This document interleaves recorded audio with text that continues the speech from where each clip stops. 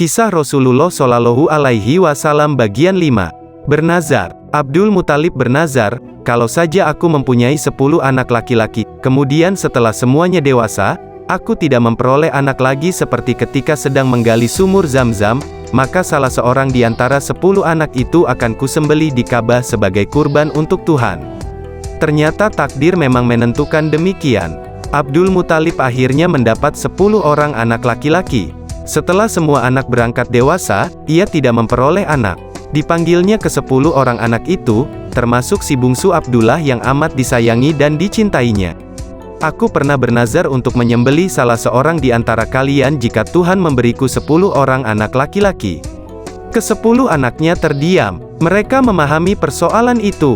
Mereka juga melihat kebingungan yang luar biasa di mata ayah mereka yang berkaca-kaca.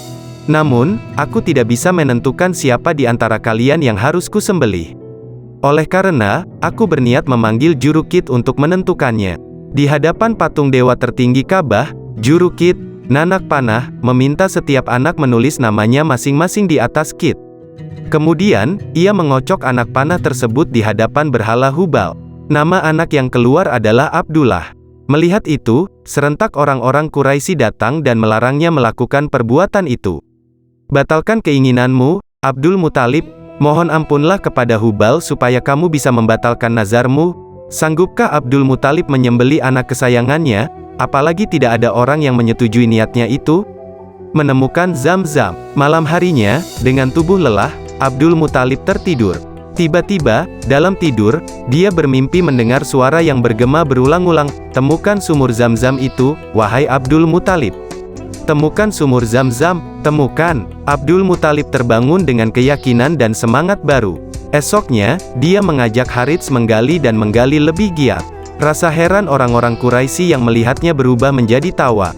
"Kasihan Abdul Muthalib, mungkin dia sudah kehilangan akal sehatnya," kata mereka satu sama lain.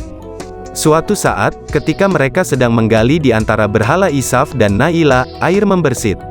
"Air, Harits, lihat, ada air," seru Abdul Muthalib saking kagetnya. "Ayo kita gali terus, ayah, ayo gali terus." Ketika mereka menggali lebih dalam, tampaklah pedang-pedang dan pelana emas yang pernah ditaruh oleh Muzaz bin Amr dahulu. Melihat penemuan itu, orang-orang Quraisy datang berbondong-bondong. "Abdul Muthalib, mari kita berbagi air dan harta emas itu," pinta mereka.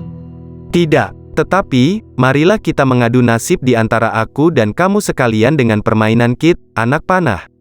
2 anak panah buat Ka'bah, 2 buat aku, dan 2 buat kamu. Kalau anak panah itu keluar, dia mendapat bagian. Kalau tidak, dia tidak mendapat apa-apa." Usul ini disetujui. Jurukid mengundinya di tengah-tengah berhala di depan Ka'bah. Ternyata, anak panah Quraisy tidak ada yang keluar. Pemenangnya adalah Abdul Muthalib dan Ka'bah. Oleh karena itu, Abdul Muthalib dapat meneruskan tugasnya mengurus air dan keperluan para tamu Mekah setelah sumur Zam-Zam memancar kembali. Mengingat beratnya tugas itu, Abdul Muthalib sangat ingin agar dia mempunyai banyak anak laki-laki yang dapat membantunya. Pedang dan pelana emas. Abdul Muthalib memasang pedang-pedang itu di pintu Ka'bah, sedangkan pelana-pelana emas ditaruh di dalam rumah suci itu sebagai perhiasan.